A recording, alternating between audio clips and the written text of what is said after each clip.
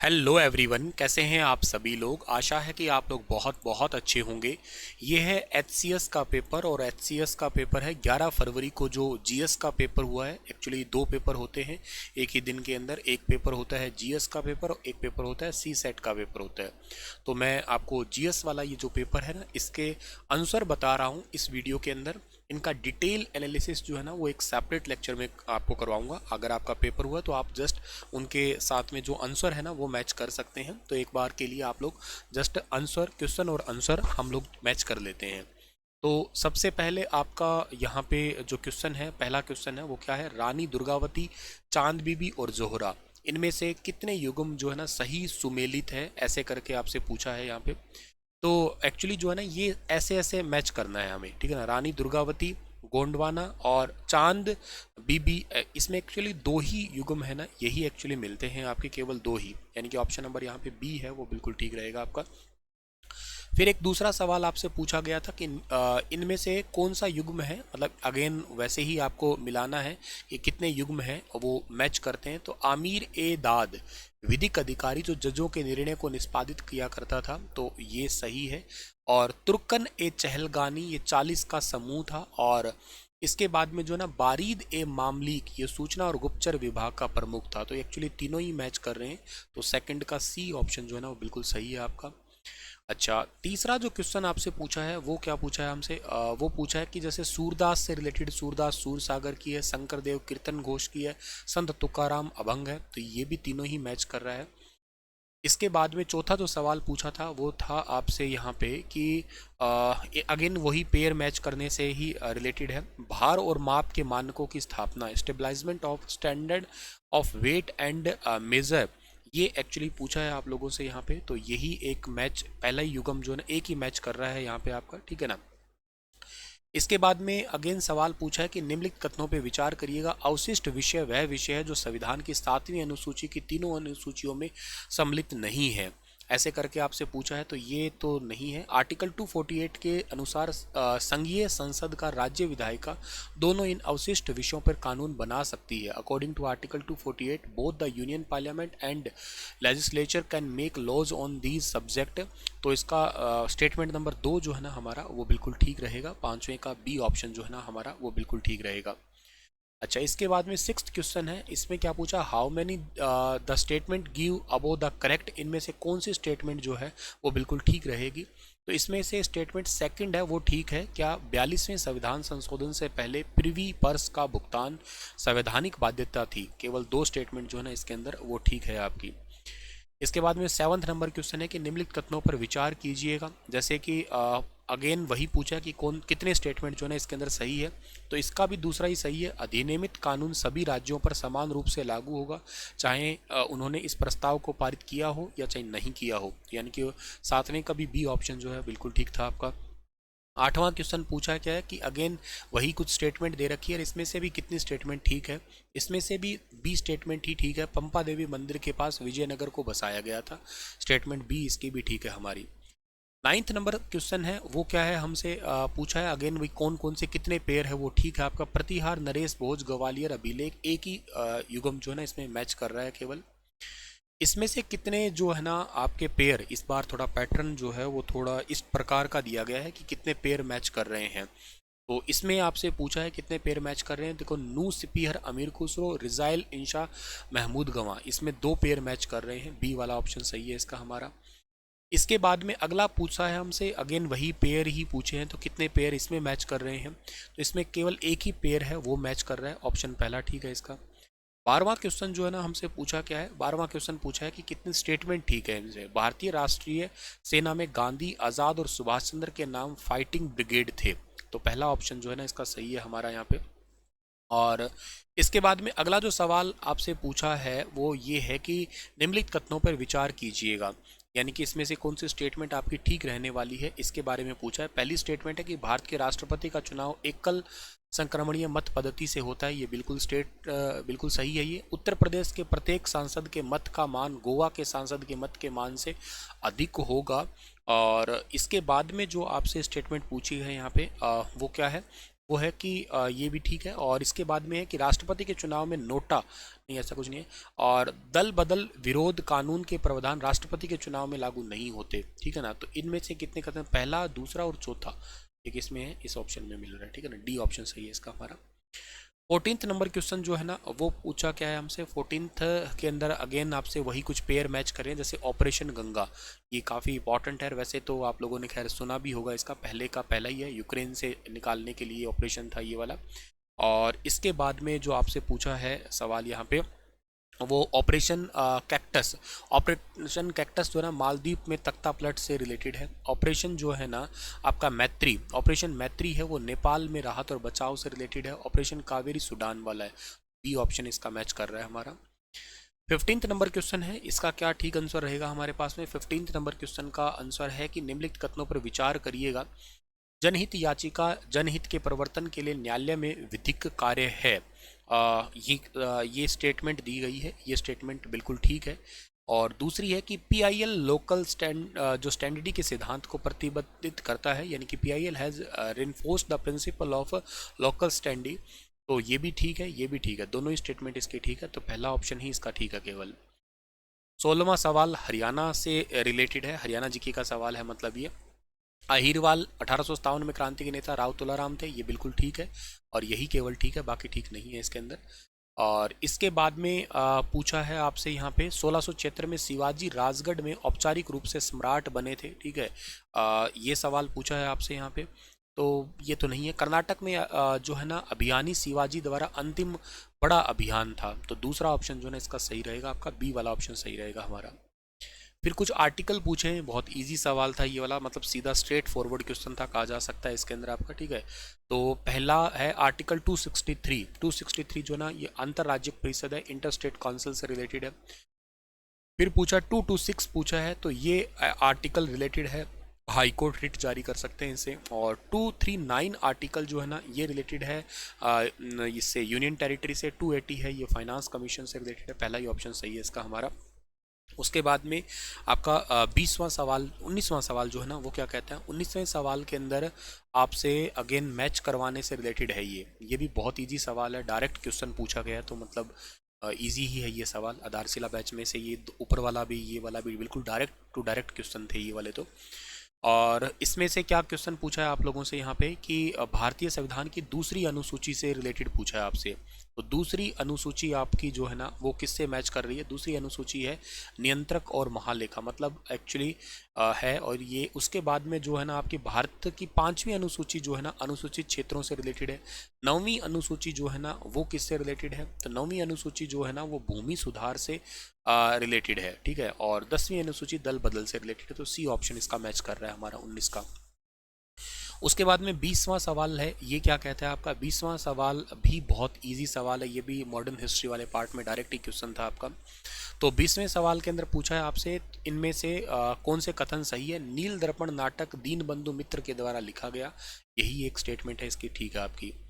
21वां सवाल क्या कहता है आपका, इसमें से भी आपको स्टेटमेंट ठीक ही बतानी थी, कौन सा सही रहेगा। इसमें भी बी ऑप्शन है। 1835 में विलियम बेंटिंक ने घोषणा की थी कि फारसी को दरबार की भाषा के रूप में हटाया जाए तथा स्थानीय अंग्रेजी को लगाया जाए। ऑप्शन नंबर बी है ना, इसका भी ठीक रहेगा हमारा। 21 का भी बी ऑप्शन है आपका। 22वां सवाल क्या कहता है आपका, इसमें 22 के अंदर जो है ना एक ही जो है ना आपका युग्म है वो मैच कर रहा है, 22 का ए ठीक है हमारा।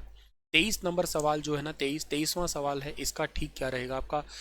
23 में तो दार उल अदल है, ये न्याय का प्रधान, और बलाहार, ये दो ऑप्शन जो है ना इसके अंदर मैच कर रहे हैं।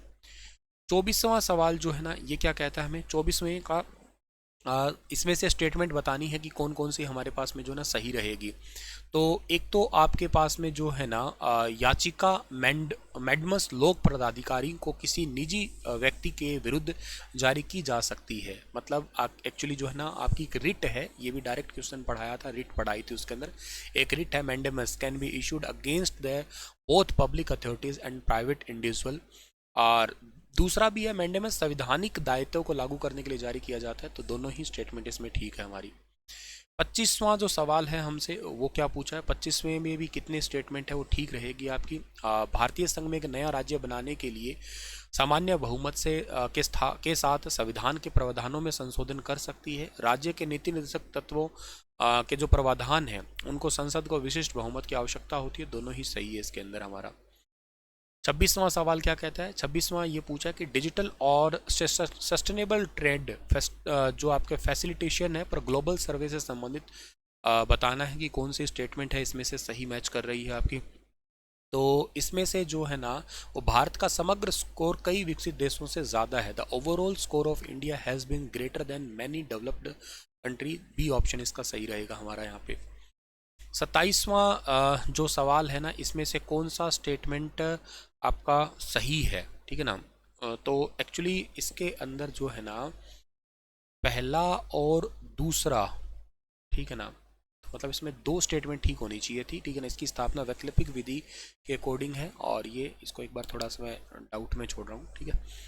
इसके बाद में 28वां सवाल जो है ना आपका 28वां ये क्या कहता है, 28वां ये कि how many the statement given above the correct. इसमें से कितने स्टेटमेंट है वो ठीक है। भारत में फॉरेन पोर्टफोलियो इन्वेस्टमेंट एफपीआई से संबंधित कथनों पे विचार करना है। तो इसमें पिछले दशक के जबरदस्त रूप से उतार चढ़ाव हुआ। 22-23 में भारत में शुद्ध एफपीआई जीडीपी 1% था। Foreign exchange management act 1999 Bharat में एफपीआई को नियंत्रित करने वाला प्राथमिक कानून था। तो इसका स्टेटमेंट तीनों ही ठीक है एक्चुअली ये, ठीक है।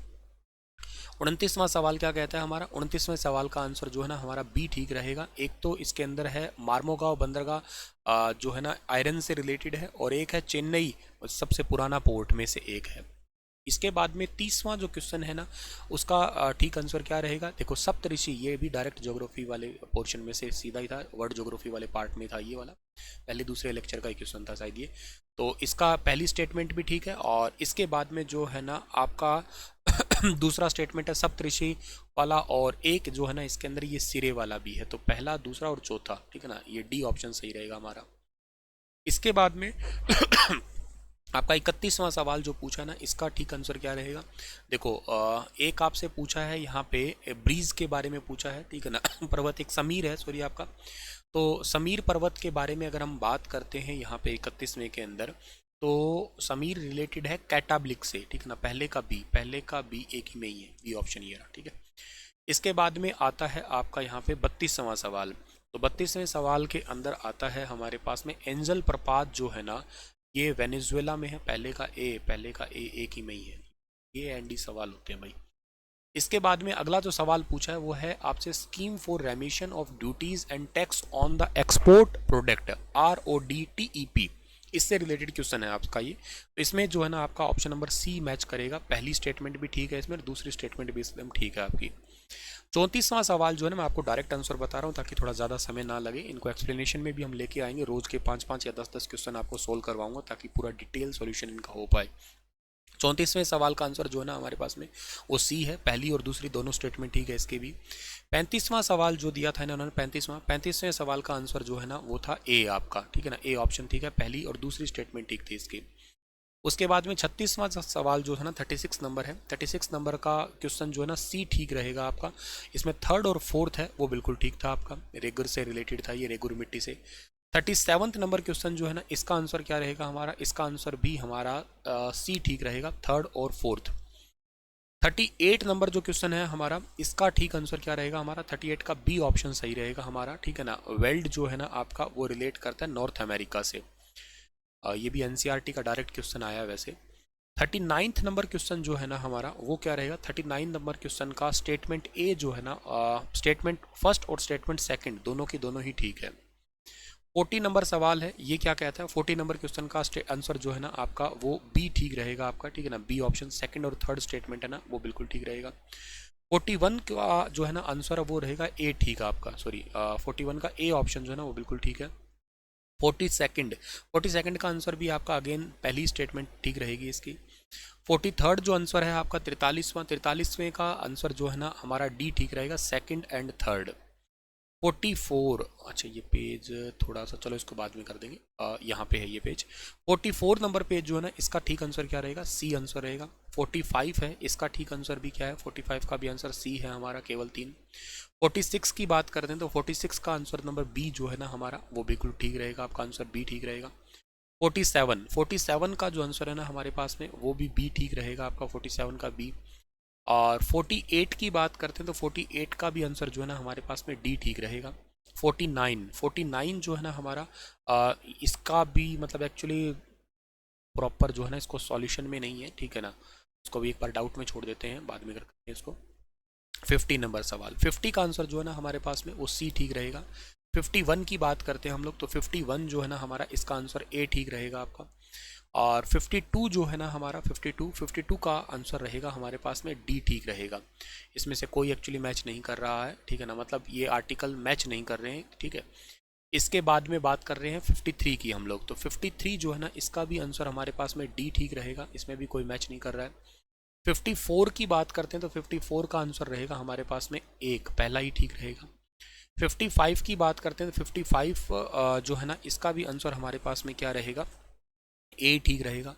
56 का भी इसमें ए ठीक है। 57 का भी जो है ना आपका, वो भी इसके अंदर ए ही ठीक है, साइंस से रिलेटेड है ये। और 58 का भी आंसर जो है ना, इसके अंदर आपका दोनों कथन सही है, दोनों ठीक है आपके। 59 का भी इसमें ए स्टेटमेंट है। ये ज़्यादातर देखो पेपर वाले क्या करते हैं, ए की रट बांध दी है इन्होंने, ठीक है। और 59 का भी ए ही था, ठीक है ना, 59 का भी ए ही स्टेटमेंट, ठीक है। 60 का भी ए ही है इवन। 61 की बात करते हैं हम लोग, तो 61 का जो है ना, वो है इसके अंदर क्विक क्लाइम। और 61 का बी है ऑप्शन इसका। इसके बाद में आता है 62 का भी आंसर जो है ना, ओनली 2 पेयर है। 63 का आंसर जो है ना, इसके अंदर वो सी ऑप्शन है। 64 का आंसर जो है ना, वो है ए, पहला ही स्टेटमेंट, ठीक है ना। फिलहाल के लिए तो आंसर की मैच करिएगा आप लोग बस। 65 की बात करते हैं, 65 का आंसर जो है ना, बी है एक हमारा। 66 की बात करते हैं, 66 का जो है ना आंसर हमारे पास में डी ठीक रहेगा। 67 जो है ना हमारा, इसका आंसर ए ठीक रहेगा, ठीक है ना। इसको बाद में करते हैं। और 69 की बात करते हैं हम लोग, तो 69 जो है ना, इसका आंसर हमारे पास में सी ठीक रहेगा। 70 जो है ना हमारे पास में, इसका आंसर हमारे पास में रहेगा पहला। 71 की बात करते हैं, 71 का आंसर जो है ना, वो बी ठीक रहेगा। 72 का भी आंसर बी ठीक रहेगा। 73 जो है ना, इसका भी आंसर हमारे पास में क्या रहेगा? इसमें भी ओनली 2 स्टेटमेंट करेक्ट है, बी ठीक रहेगा।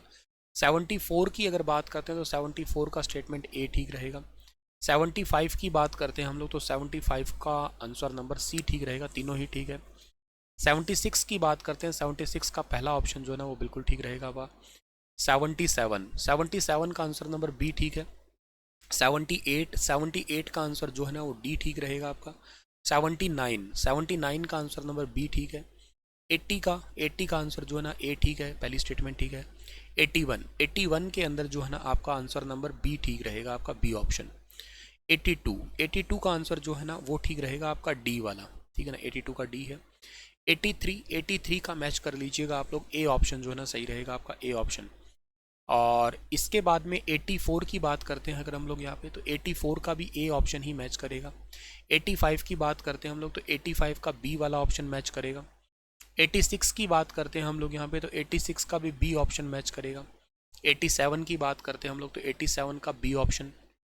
88 जो है ना, इसका ए ऑप्शन मैच करेगा हमारे पास में। 89 का सी ऑप्शन मैच कर रहा है।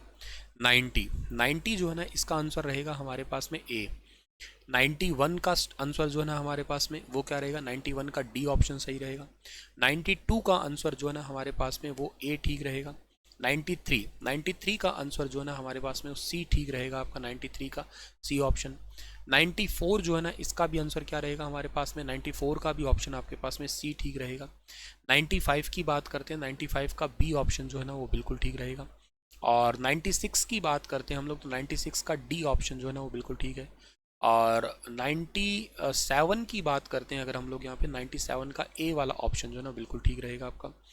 उसके बाद में 98 की बात करते हैं, तो 98 का सी ऑप्शन सही है आपका। 99 को बाद में करते हैं। 100 का जो है ना आपका, वो डी ऑप्शन सही रहेगा। एक बार इनको मैच कर लीजिएगा, उसके बाद में 10-10 के पेयर में मैं आपको इनका डिटेल सॉल्यूशन बताऊंगा। आप बताना आपके कितने सही बन रहे हैं कमेंट में, ठीक है।